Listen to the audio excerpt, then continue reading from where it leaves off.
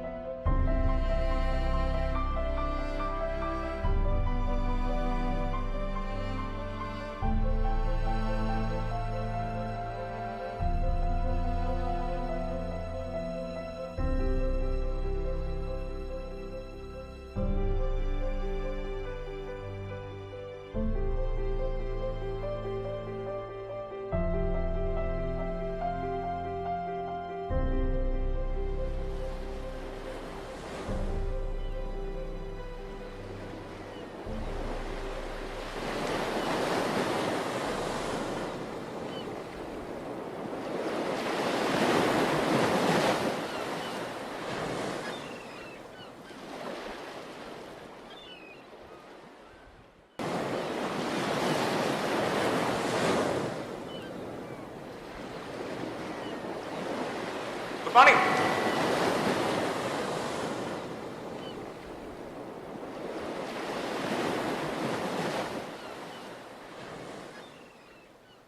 Good morning.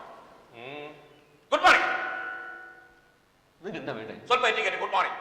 ഇത് morning അല്ല, evening. ഓ, വലിയ വ്യത്യാസമൊന്നുമില്ല. ഇതൊരു നേരിയ ചവിട്ടുപടിയാണ്.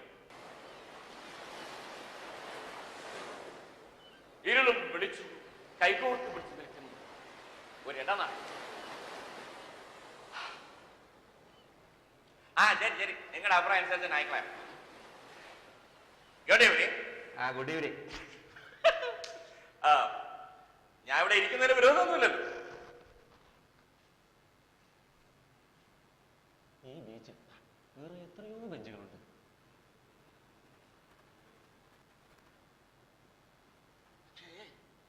ആ ബെഞ്ചിനൊന്നും നിങ്ങളില്ലല്ലോ. ബെഞ്ചിനേക്കാൾ എന്നെ ആകർഷിച്ചത് നിങ്ങളാണ്. ഇരിക്കുന്നതിൽ വിരോധമില്ലല്ലോ. അത്ര ഇഷ്ടമല്ല. അത് കഷ്ടമല്ലേ? ഒരു സാധുവായ സാഹചര്യം ഇങ്ങനെയൊക്കെയാണ് പെരുമാറുന്നത്. ഞാൻ ഈ അറ്റത്തെങ്ങാനും ഒതുങ്ങിയിരുന്നോളൂ. നിങ്ങൾ അവിടെ ഇരിക്കുന്നത് എനിക്ക് ഇഷ്ടമല്ല. എനിക്ക് വലിയ ഇഷ്ടമാണ്. നിങ്ങൾ അവിടെ ഇരുന്നാലേ എനിക്ക് വായനയ്ക്ക് ബുദ്ധിമുട്ടാണ്. ഏകാഗ്രത നഷ്ടപ്പെടും.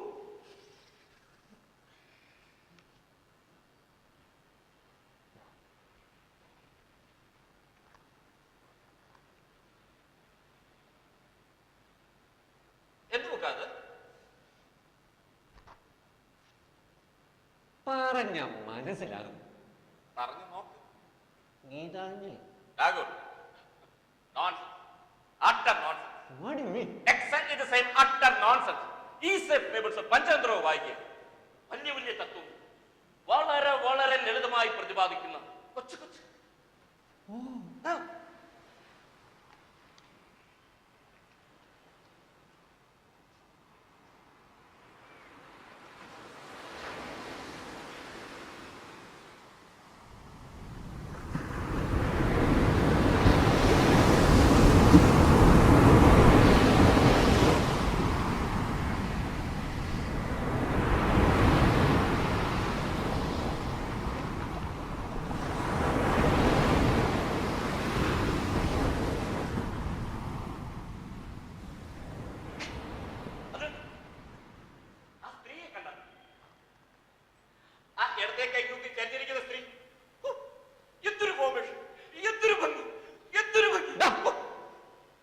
അതെന്റെ ഭാര്യയാണോ? സോറി. അയ്യോ അതല്ല, ആ വലത്തെ കൈ മുത്തിയെടുത്തോട്ട് കരുതിയിരിക്കുന്ന യുവതിയുടെ കാര്യമല്ലേ ഞാൻ പറഞ്ഞത്. എന്തൊരു ഷേപ്പ്. അതെന്റെ സഹോദരനെ. സോറി, ഞാൻ അറിഞ്ഞില്ല. അത് ഞാൻ ഒരു വ്യക്തിഗത സൗന്ദര്യത്തെ കുറിച്ചല്ല പറഞ്ഞത്, അബ്സ്ട്രാക്ട് സൗന്ദര്യം.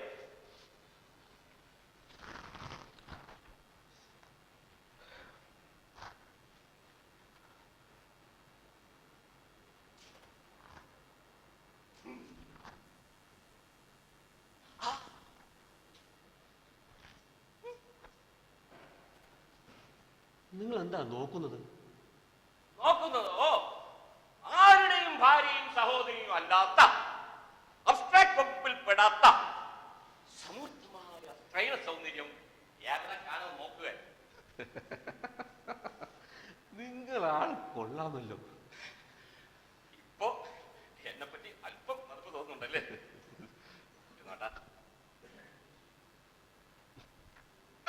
Thank you.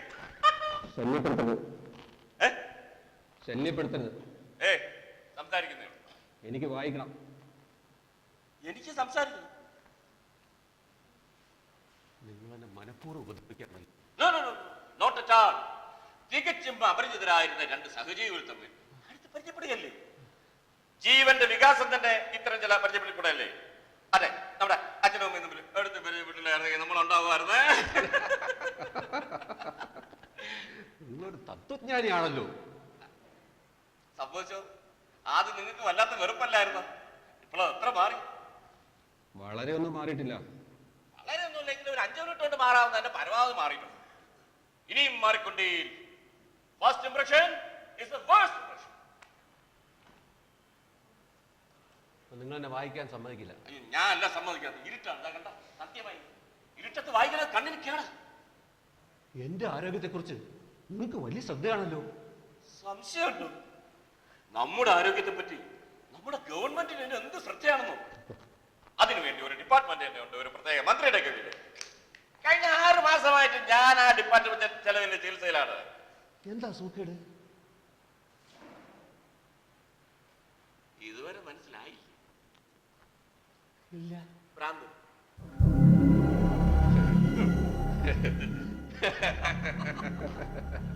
ഭ്രാന്തോ? ശുദ്ധ ഭ്രാന്ത്, ഇൻസാനിറ്റി. ഭ്രാന്തോ? നിങ്ങൾ സത്യം പറയണോ? നല്ല ഭ്രാന്തിനേക്കാൾ വലിയ സത്യം. ഭ്രാന്തൻ സത്യമേ പറയൂ. നിങ്ങൾ എവിടെ വരുന്നത്? ഭ്രാന്താശുപത്രി. ഇത് കണ്ട കണ്ട ഇതിലെയാണ് ഹൈ വോൾട്ടേജ് കറണ്ട് കടത്തിവിട്ട് തലച്ചോറ് ഞെട്ടിക്കാൻ, മുറുകി വലിച്ച ഹൃദയതന്ത്രികൾ പൊട്ടിക്കാൻ, അല്ലെങ്കിൽ പൊട്ടിയത് കൂട്ടി ഒട്ടിക്കാൻ. ഇപ്പോ സുഖമായോ? ആർക്കെനിക്കാം? എനിക്കെന്നും സുഖമായി. നിങ്ങൾ ഡിസ്ചാർജ് ചെയ്താണോ? ഞാൻ അബ്സ്കൗണ്ട് ചെയ്തതാണ് മതിലിയാടി. എന്ന്? ഇപ്പോ കഷ്ടിച്ച് 1 മണിക്കൂറായി കാണും. കേട്ടോ മിസ്റ്റർ, ഇപ്പോൾ ഈ നഗരം മുഴുവൻ, പോരാ ഈ രാജ്യം മുഴുവൻ എന്നെ തെരഞ്ഞുകൊണ്ടിരിക്കുകയാണ്. 100 കണക്കിന് ഇടിവെട്ടുകൾ ഇരമ്പിപ്പായുകയാണ്. ടെലിഫോൺ പണികൾ ഇടതടവില്ലാതെ അടിച്ചുകൊണ്ടിരിക്കുകയാണ്.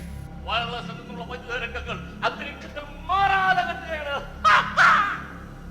പറഞ്ഞാൽ ഈ ലോകത്തിന്റെ മുഴുവൻ ശ്രദ്ധയും ഇപ്പോൾ എന്നിലാണ്. ഒരു ഭ്രാന്തന് ഇത്ര വലിയ പ്രാധാന്യമൊന്നുമില്ല.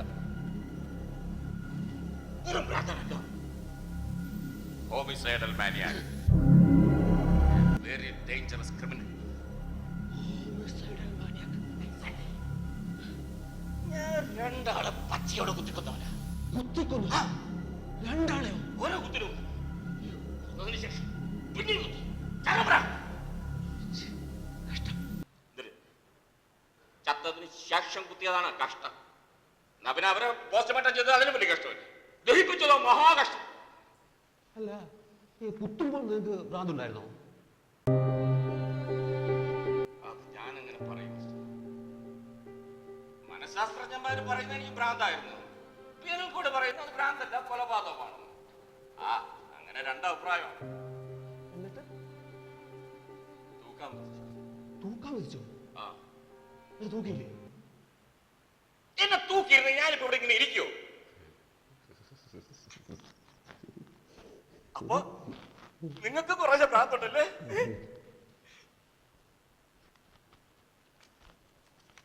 സമയം വളരെ നമ്മൾ പരിചയപ്പെട്ടിട്ട് 5 മിനിറ്റ് പോലും ആയില്ലല്ലോ. പോകാൻ ധൃതിയുണ്ട്. എന്റെ കഥ മുഴുവനും കേട്ടില്ലല്ലോ.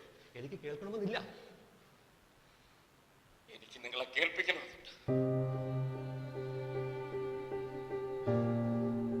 ആ കയറിൽ തൂങ്ങുന്നതിന് മുമ്പ് ഒരാളെങ്കിലും ഈ കഥ പൂർണ്ണമായി അറിയണമല്ലോ. ആ സ്ത്രീകൾ ഇരുന്ന് വിഷമിക്കും.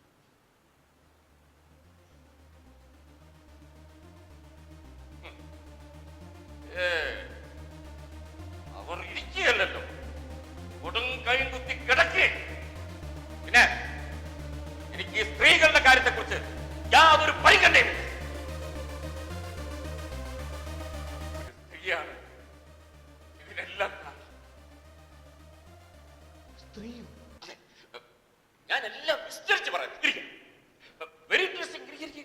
അല്ല അല്ല, ഞാനിവിടെ നിന്നോളാം. അത് പോരാ, ഇരുന്ന് തന്നെ കേൾക്കണം. ശരി ശരി, പെട്ടെന്ന് തീർക്കണം.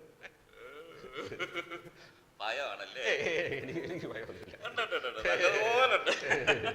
സാരമില്ല, ഈ ഭയം ഒരു കുറവല്ല. മനുഷ്യനിലെ പരിശുദ്ധവും പരിപൂർണവുമായ വികാരം അതാണ്. പ്രാകൃത കമ്മ്യൂണിസം മുതൽ ജനകീയ ജനാധിപത്യം വരെ മനുഷ്യനെ നയിച്ച പ്രാഥമിക വികാരം ഭയം. സർവശക്തനായ ഭയം. നിങ്ങൾ പറയുന്നത് കേട്ടാ നിങ്ങൾക്ക് ഒരു ലക്ഷണവുമില്ല. അതാണ് യഥാർത്ഥ ഭ്രാന്ത്. ഭാവത്തിൻ പരകോടി, പരമഭാവത്തിൻ സ്വഭാവം വരാം എന്നാണ്. നിങ്ങൾ കവിയുമാണല്ലോ. ഇത് ഞാൻ എഴുതിയതല്ല, പല്ലനാറ്റിൽ മുങ്ങി മരിച്ച കുമാരനാശാൻ എഴുതിയതാ. അത് പാടുന്നവൻ തൂങ്ങിച്ചാവാൻ പോകും. അങ്ങനെ രണ്ടറ്റത്ത് രണ്ട് അപമൃത്യവും, നടുക്കൊരു കവിതയും. നിങ്ങൾ കഥ പറഞ്ഞില്ല. ഓ, ഞാനത് അങ്ങനെ എന്നെ തൂക്കാൻ വിളിച്ചു. രണ്ടാളെ കൊന്നവന് 1 കൊല്ലം മുമ്പ്. എന്നിരുന്നാ തൂക്കാത്തെ? സമയമായില്ല. 1 കൊല്ലം കഴിഞ്ഞിട്ടോ? 1.5 കൊല്ലത്തെ തടവിന് ശേഷമാണ് തൂക്കം. 2 ശിക്ഷയാണ്. കുറ്റം 2 വകയായിട്ട്. കൊല്ലണമെന്ന മോശ വിചാരത്തോടെ, മോശ വിചാരത്തോടെ നല്ല വിചാരത്തോടെ തന്നെ. അത് വേറെ. മാരായ ആയുധങ്ങൾ കൊണ്ടുവരുന്നു എന്നത് ഒന്നാമത്.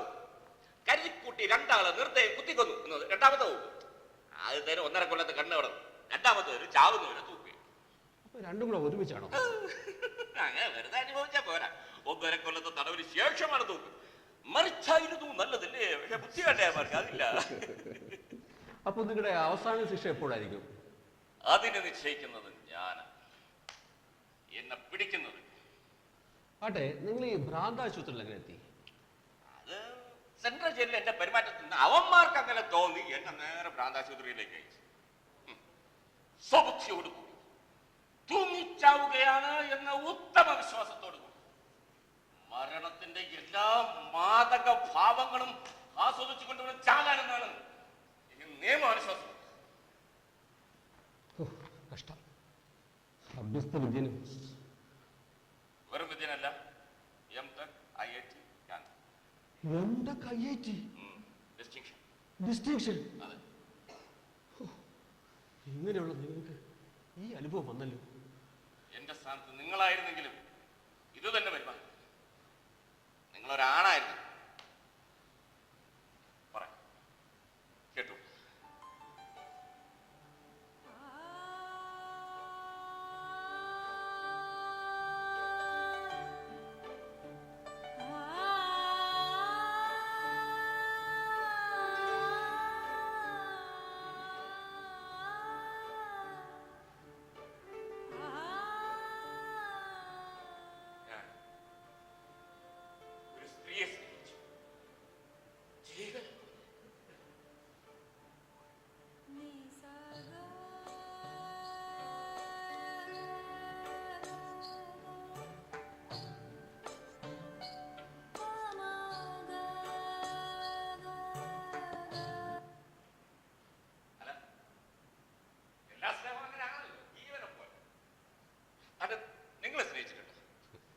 എന്റെ ഭാര്യയാണ് ഇരിക്കുന്നത്. അയ്യോ, ഞാൻ ചോദിച്ചത് അതല്ല.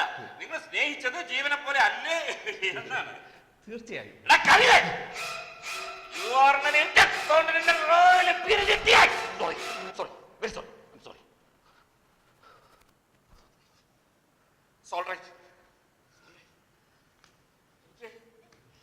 എനിക്ക് സ്നേഹത്തെ പറ്റി പറയുമ്പോ എന്റെ സർവാംഗം തരിച്ച്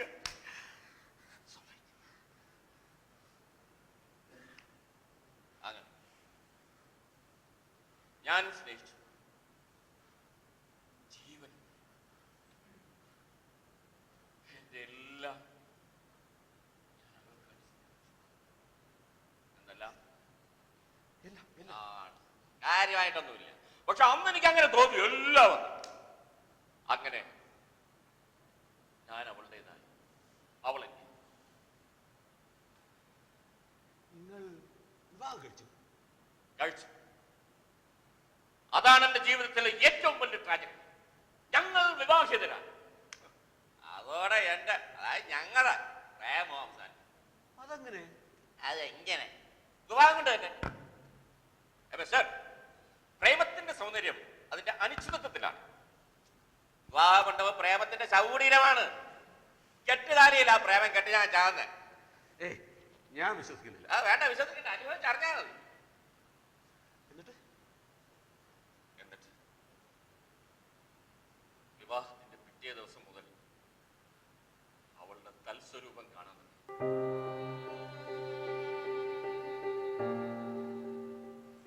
അവൾക്ക് എന്നെ കൂടാതെ 2 പ്രേമഭാജനങ്ങൾ വേറെ ഉണ്ടായിരുന്നു.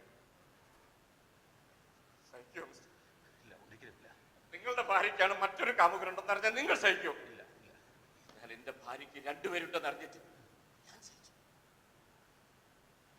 6 മാസം. അവസാനം ഒരു രാത്രിയിൽ ഞാൻ പെട്ടെന്ന് കയറി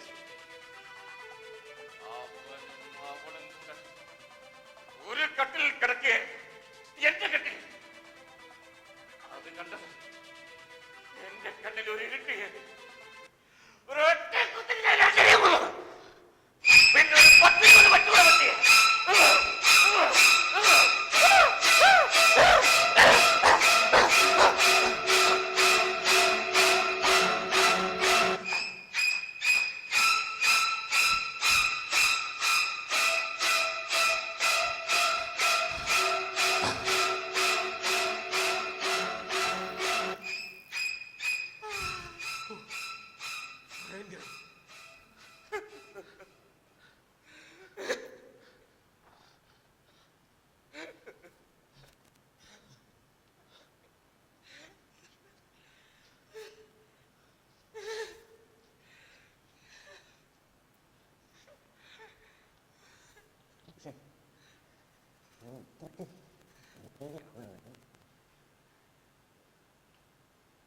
അത്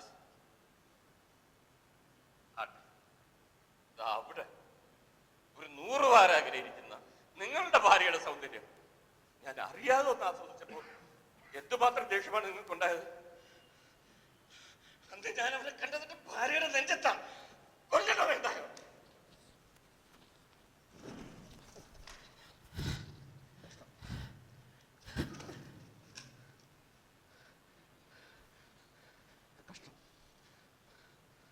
നിങ്ങൾക്ക് എന്നോട് സഹതാപം തോന്നുന്നില്ലേ? സാറേ, സഹതാപം നിസ്സഹായതയുടെ ലക്ഷണം. എന്നെ വിസ്തരിച്ച കോടതിക്ക് എന്നോട് സഹതാപമായിരുന്നു. എന്റെ അവസാനത്തെ ഒരൊറ്റ ചോദ്യമാണ് ആ വിധി എഴുതിച്ചത്. വിസ്താരമല്ല കഴിഞ്ഞു. കോടതി, അതായത് സെഷൻസ് ജഡ്ജ് എന്ന മനുഷ്യൻ എന്നോട് വളരെ അനുഭാവപൂർവ്വം സഹതാപൂർവ്വം ചോദിച്ചു, ഇനി എന്തെങ്കിലും പറയാൻ?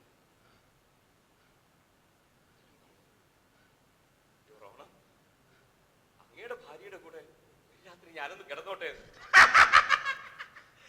കോടതി വിധി എഴുതി ഒരു അലർത്തിയായിരുന്നു എന്നെ തൂക്കാൻ. ഭ്രാന്ത് എനിക്ക് ആ കോടതിക്ക. ശരി ശരി, അപ്പൊ നിങ്ങളുടെ കഥയൊക്കെ അവസാനിച്ചല്ലോ. അങ്ങനെ എന്നെ തൂക്കാൻ വെച്ചു.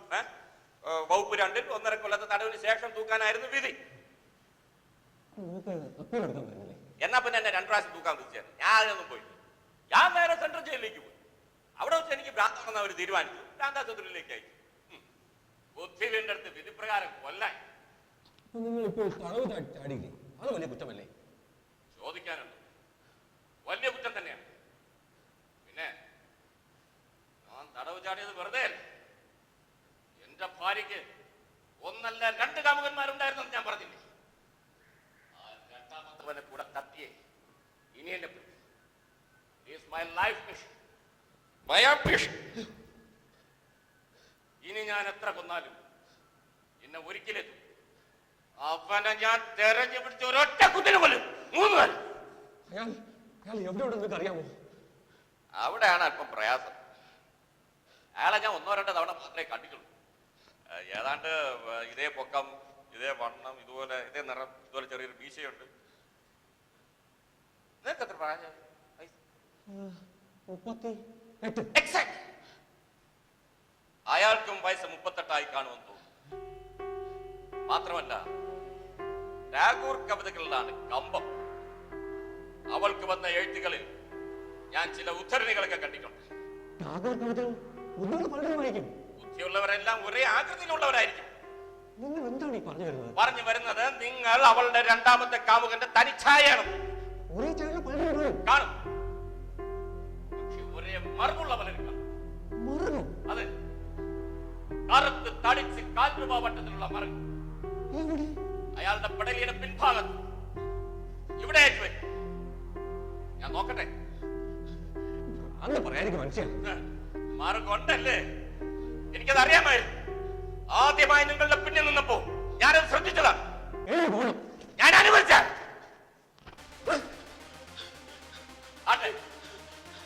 അവസാനമായി നിങ്ങൾക്കൊരു സത്യം പറയാം. നിങ്ങൾ എന്റെ ഭാര്യയുടെ കൂടെ എത്ര രാത്രി കഴിച്ചിട്ടുണ്ട്? എനിക്ക് നിങ്ങളുടെ ഭാര്യ അറിയില്ല. തീർച്ചയായും സ്വന്തം കഴുത്തിലെ മറുകു മറയ്ക്കുന്ന മനുഷ്യൻ മനസ്സിലെ കുഴികൾ തെളിക്കും. ഞാൻ പറയുന്നത് സത്യമാണ്. സാരമില്ല, സത്യമായി നീ അവിടെ നനഞ്ഞ് ഒരു അക്ഷരമില്ല. ഞാൻ നിങ്ങളെ പോലീസ്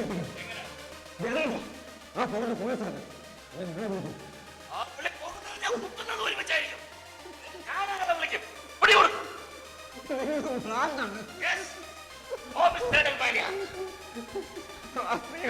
ഞാൻ പോട്ടെ.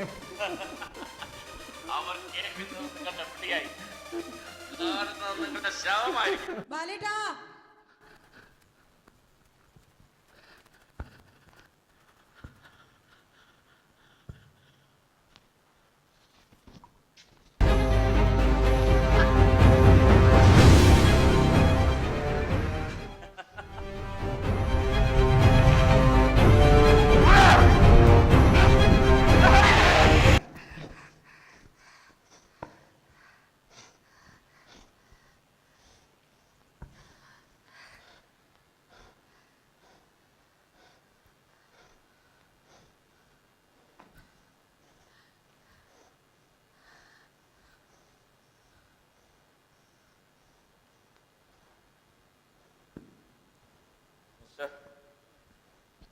ഒന്നുകിൽ നമ്മൾ 2 ആള് ജയിച്ചു, അല്ലെങ്കിൽ തോറ്റു. ശബ്ദിക്കരുത്. ആ കുത്ത് കടക്കിലേറ്റു. ആരല്ല, ഞാൻ പറഞ്ഞതെല്ലാം ഒരു പരീക്ഷണത്തിനായി. ഭയം ഏതുവരെ എത്താം എന്നൊന്ന് പരീക്ഷിക്കും. എല്ലാം ഭാവന. ഞാൻ പറഞ്ഞതല്ല. ഞാനിത് ശബ്ദിക്കില്ല.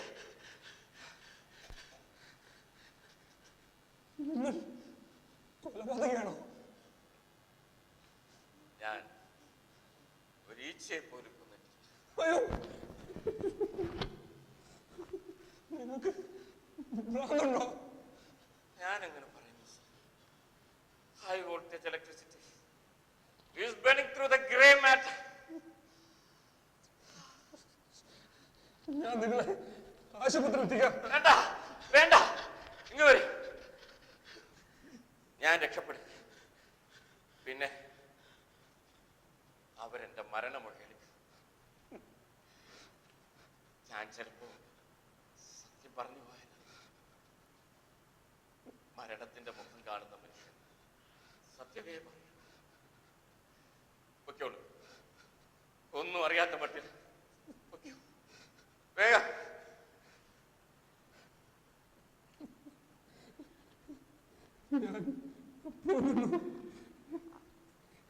ഞാൻ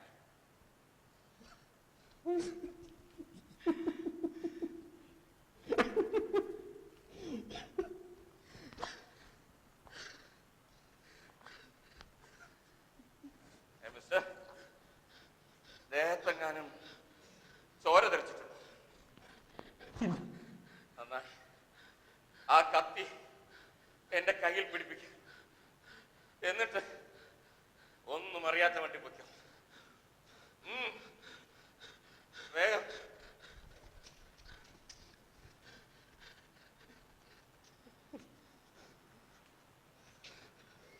All right. Good night, brother. കേട്ടോ, വിളിക്കുക. നിങ്ങളെ ജീവിതത്തിൽ അതേ വിളി എന്നെ വിളിക്കുക. മരണത്തിൽ എന്റെ പേര് ബാലാന്ന. What a coincidence. ബാലേട്ടാ